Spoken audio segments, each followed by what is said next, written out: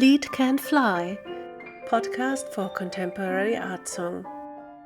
Hello and a warm welcome to Lied Can Fly. My name is Sabine Bergk and I created this podcast to give modern art songs a platform and to listen to them and to open a door to the world for many, many compositions. And I'm very happy that today we've got the composer Moritz Eggert as a guest. Hello, Moritz. Hello. Hello, Moritz. Nice to meet you again. And today we have got a special edition. And we did the Schumann special already, but now I created a series called Modern Lullabies. And this idea came from an interview that I heard between Deepak Chopra and René Fleming, who is doing a lot of wonderful work at the moment with interviews and this wonderful book, Music and Mind, bringing the importance of music closer to our societies, to our Western stressful societies. And I think Deepak Chopra said something about nursery rhymes are important for the brain and for our health. And I thought, could be interesting to find out what contemporary composers think about lullabies. So I created Modern Lullabies. And then I saw that the Carnegie Hall with the Weil Music Institute has this lullaby project with local mothers. And it's a project that's spread all around the world, creating lullabies with parents and helping to bond and helping for stress regulation. So there's the one part of interest why I created this series, Modern Lullabies, is the effect of lullabies and the real world, whatever the real world might be, but in our lives and in moments of transition like birth or death. So some dying people are also coming very close to lullabies that's sang to them, if there's anybody close to them when they die. Because we're born in hospital nowadays and we die in hospital. So we could say the life opens in hospital and ends in hospital. So hospitals are quite important. And what René Fleming is doing with her book is bringing the importance of music into the hospitals and working with scientists together. So this was my motivation to find out and have a research. What kind of lullabies did composers write? We always know this Brahms lullaby and everything. And then as we cooperated with the podcast so many times, I asked you, oh, yes, you've written a lullaby already. And it's part of a song cycle called Sing It Leise. How would you translate it? Sing softly. Oh, lovely. Yeah. And the title is, it's Sing It Leise is the title of the whole song cycle. And it's also the title of the poem of Clemens Brentano. But the title of your art song is Wiegenlied, so just lullaby. And how did it come that you picked this poem, this quite really romantic poem? What did you want to do with it? Yeah, as often with composition commissions, it was accidental. The festival Bad Kissinger Sommer, they had something called Liedwerkstatt, where they always invited composers to write new songs, commissions, working with young, excellent singers and pianists. And this year was just the anniversary of both Brentano and Rilke. And so we could choose between the two, and I chose to do both of them in one cycle. So I'm not a particularly romantic-leaning person. Of course, I love a lot of romantic music, but for me, romanticism also has a lot of darkness in it. I think I'm more attracted to the Gothic aspects of romanticism. Yes, I wanted to ask you, you're born in Heidelberg, so is there a glimpse of irony in it or a glimpse of passion? Yeah, both, I guess. I mean, I always loved, what also is, of course, apparent in the Brentano poem. It's a fairy tale poem in a way. And I always loved the stories of Lorelei and Grimm's tales, of course. And there's always something dark in it, I think.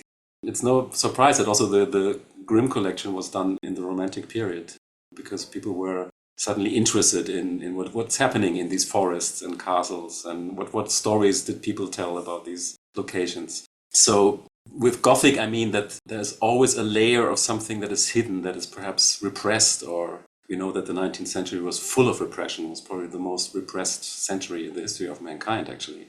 And I find this quite modern, because my feeling is, and it's also a fear, that we also enter a new, more repressed times. I mean, we came from the very free-spirited 70s and 60s, And now I have the feeling people become extremely inhibited, careful what they say because it might insult somebody. And this leads to another form of repression. And I feel also perhaps a sexual repression is coming up, even though at the same time we say we're tolerant towards everything. But this tolerance can also become a kind of repression. I'm totally with you. I feel it's the same. There's some kind of common sense, but at the same time, in special situations, those people will not help you. Mm. So, yeah, and I feel that because of social media, we've got so much possibilities, and that's wonderful. And we can do podcasts and everything, but at the same time, we have to be careful with the images we create of ourselves, how we are, because life always shows you who you are every time. You know, if you are truthful with yourself, you can never say, next moment something can trigger you and you completely have a reaction and say, oh my God, be conscious. What happened to you now and why did you act that way? But I think that the idea of this lullabies is with stress regulation and emotional bonding is important, but also when you think in terms of artwork, it's interesting that you picked this dark side so that you wanted through the lullaby to dive into something dark. And I saw that the same poem, Sing It Leise, was set into music by Paul Hindemith, and he didn't take the whole poem, he cut out the part with the Rhine, and you were really diving deeply into this Rhine thing, and I feel that that's the moment where it gets scary and a little bit dark. Where it gets interesting, I think, is the word lullaby also is used in English. You can lull somebody into security, into a false security even. Yeah. So the word lull is not necessarily only positive. Now, of course, it's positive if you want to have your baby sleep and pacify it, make it happy. But I don't know. There's something inherently creepy, for example, if you hear a lullaby as an adult in a situation where you would not expect a lullaby. This is very common in horror films, for example, about haunted houses. Then something that happens very often is that the people exploring the house suddenly hear children's laughter or they hear a lullaby. And at that moment, it is really creepy and it's not giving you security at all. It's quite the opposite. And I think that was attracting me also to this poem because it is, you know, it's about this weird, strange woman and she sings this lullaby and you don't really know what does she want? Is it positive or is it perhaps also, does she have ulterior motives, you know? And all these hidden meanings, of course, are very typical of romantic poetry. And there are many famous examples of this Heine poems, for example, that Schumann set to music, where there's also beneath the text, there is a layer of meaning that is not ever pronounced, but you can understand it if you really dig into the text and into the emotions connected to the text. And I think that was the case here. Shall we have a listen to it? Mm-hmm.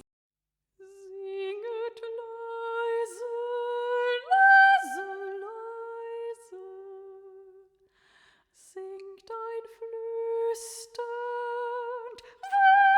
Wiegenlied von dem Monde, laut die Weise, der so still am Himmel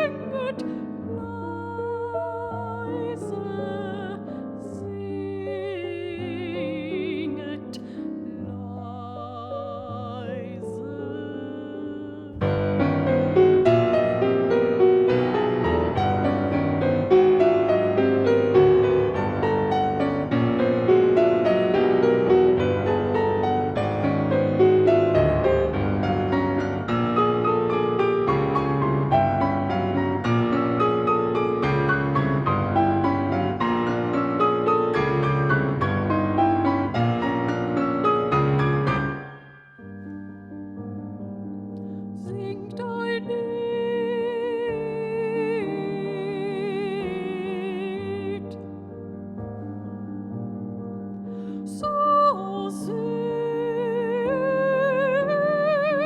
Gelände,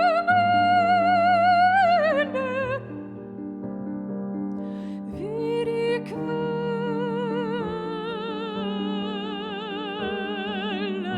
auf den Kieseln,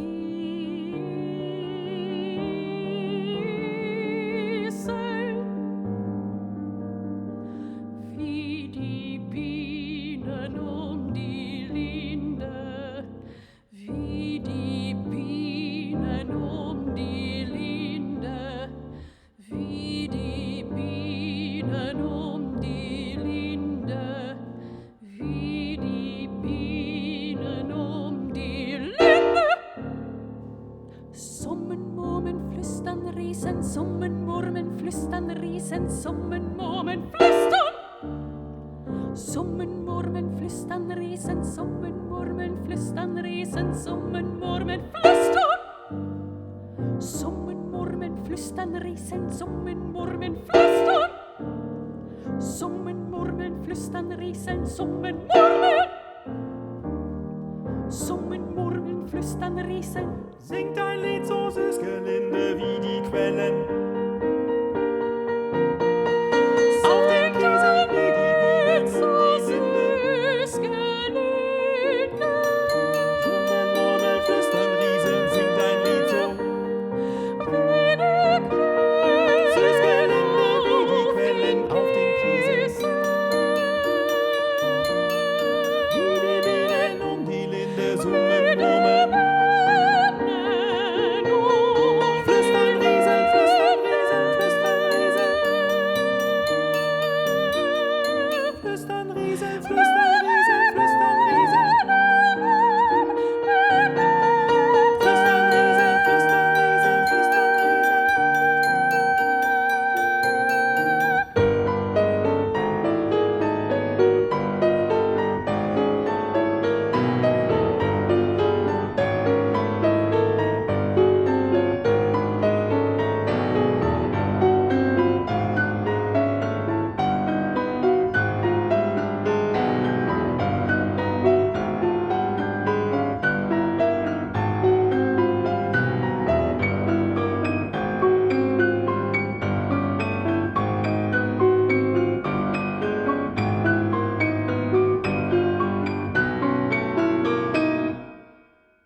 This was Wiegenlied, Lullaby by Moritz Eggert after a poem by Clemens Brentano, soprano Rene Kurka, and on the piano Moritz Eggert.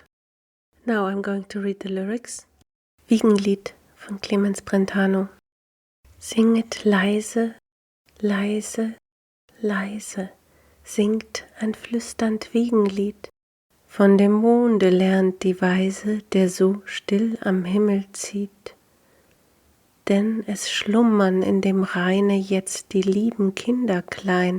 Amelei erwacht alleine, weinend in dem Mondenschein.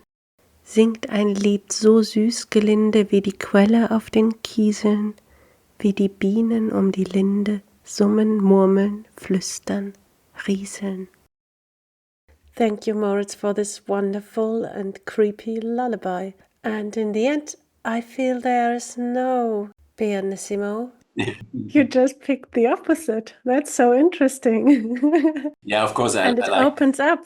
There's a personality split, and then it just goes in triple fortissimo. Yeah, I like this dichotomy of if something is titled one way but actually means another thing, perhaps even the opposite.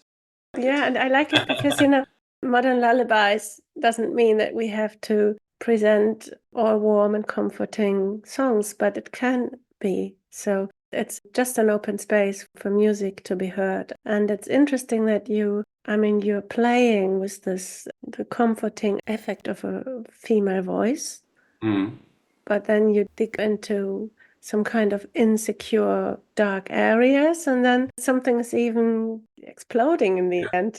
Yeah, but also I think these loud passages in the song also came from my interest in specific kinds of rock music actually at that time, especially math rock, so MATH rock, which uses irregular meters and very complicated time structures and a very different approach than what you would normally use with rock music, totally uncommercial and very experimental, of course.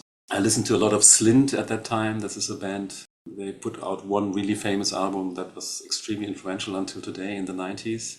And I wanted to have a situation where the singer is not performing like in a typical classical situation, like leaning at the piano and making lots of hands movements, but instead focusing on toy piano, bongos, rattles, and doing all kinds of stuff. So both sit, the pianist sits, the singer sits, and it's more like a band. And for me, this is where music can become more authentic, if there's a kind of over-stressing of the musicians when they don't think so much about, the critics or what people think of them. The more they have to do, the more they actually lose themselves in the music. And this is something that I actually find ideal as a goal, that it's not about yourself anymore, but it is really about the thing that you are doing, that this is making music. And this is something that I always admire in great performers, is if it's not about their person anymore, it's about something bigger than both them and the listeners and the composition and so on. And that is for me the ideal state of music. It's not about how you look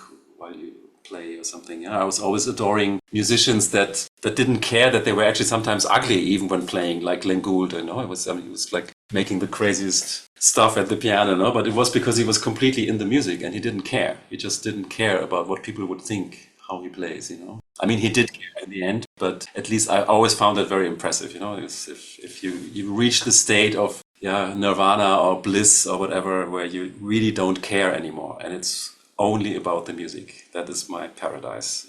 Oh, wonderful. And also that many things at the same time can exist. So even though you write a lullaby, there are many layers that can exist at the same time. That's a very special task, of a thing that music can do. So simultaneous rhythms or simultaneous atmospheres coming together.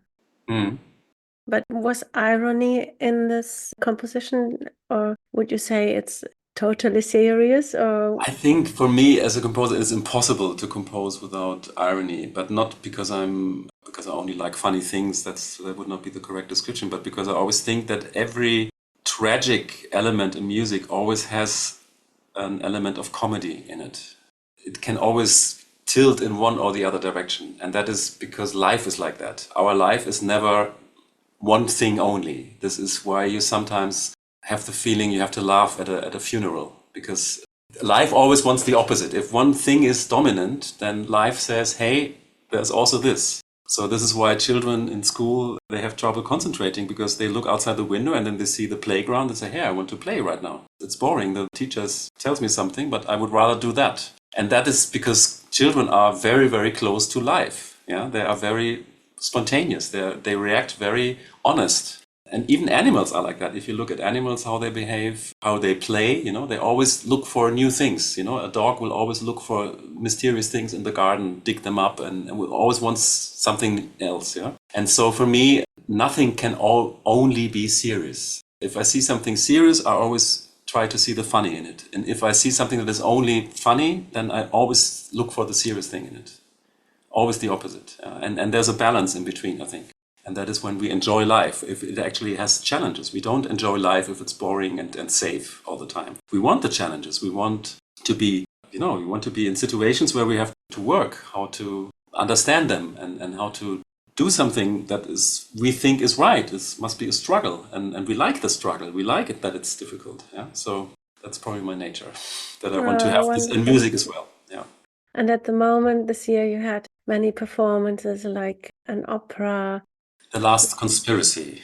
The Last Conspiracy, and then you wrote Hitchcock movie music for Blackmail, for the silent movie Blackmail. So there are many, many upcoming events. And I must admit, I prepared a lot with reading and researching on your career and everything. I thought I know you, but every time I think, no, whenever I think I'm sure, I have to go there even more deeply. But I also prepared with having a long walk of 1 hour in nature. And you love sports, and so you're a sporty person. And I was thinking, oh, maybe finding in music those moments of peacefulness with such a life where you have to travel a lot and, with all this activity. So does music lead you to your inner voice and to your moments of silence? Is it your guardian angel to be with yourself? Definitely. I mean, I would describe it as a necessity actually to compose, because it's so, your head is so full of music. That's the only way I can describe it, because I constantly hear music from morning to evening. There's not a second in my life when I don't have some music in my head. It's probably some kind of illness. And if I don't write something down, I can tell that I don't develop in a good way. You know, I become more depressed and I have less energy. And so this year I had actually a focus on sports. I did much more sports than composing. And I could tell that this is not good for me. I need the balance. I need to be creative. That's somehow every day. And that's the best thing.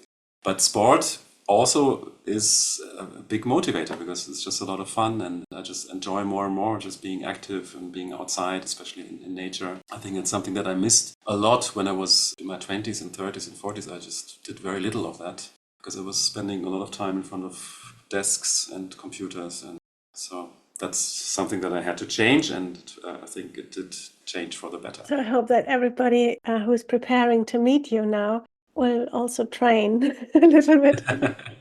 It's so interesting. When we had this long walk, there came a reflection on time and music and on exactly what you were telling, that our time is getting in a very dangerous, where people don't dare to talk anymore. And it exactly came when I was walking towards your interview. So without knowing, you would talk about it. So, and I think the most important thing is, well, to be truthful with yourself. And that's always a good thing, to be truthful to yourself. Yes. Otherwise, you suffer, because if you're not truthful to yourself, then you're living a lie somehow. So this is why, also for your mental and physical health, I would always recommend to try to be truthful to yourself.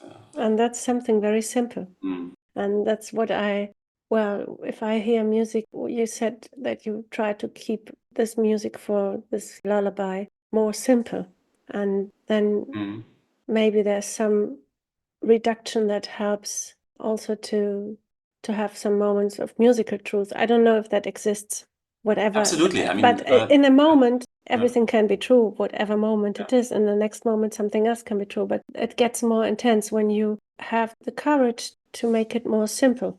But you need courage, because the mainstream says, the more complex you are, the better you are. And I think that's not... Yes, it's bullshit. It's actually more work to be simple. And that's what many people don't understand. They think, you write less notes, so it must be less work. But it's the opposite, because you spend much more time honing what you want to express. And that means actually you write more than you actually use. Put stuff away. We know how much Beethoven worked on the motives until they had exactly the character that he needed, but it took him sometimes years to find da-da-da-da or something simple like that, But then it had the form that he wanted to have, and that took a lot of work. And it's the same with writing. When you write, very often, and you try to go over what you've written, then you suddenly discover, do I really need this sentence? Do I really need this adjective? Do I really need this? And then you start trimming the sentences, and it becomes better. But that's work. It's because you have to go again through your text, and again and again and again, until you really find what you really want to express and leave everything else away. And that's more work. It's much more work than writing lots of notes. Oh, wonderful. Thank you for having you here, Moritz, today. You're so familiar that I forgot to present your whole career, but I think everybody can read it in the internet anyway. And I hope, as you're a professor of composition in the Munich University of Music, that you also give a lot to your students, and they've read a lot of art songs. And so thank you for having you here today. It was a pleasure. This was Lied Can Fly with Moritz Eggert and his lullaby. Thank you for listening, and hope you join us next time. If you want to support this podcast, you can help us with a little subscription on steadyhq.com, Lied Can Fly or Lieder können fliegen. I'm very happy to see you there. And of course, Merry, Merry Christmas to you all.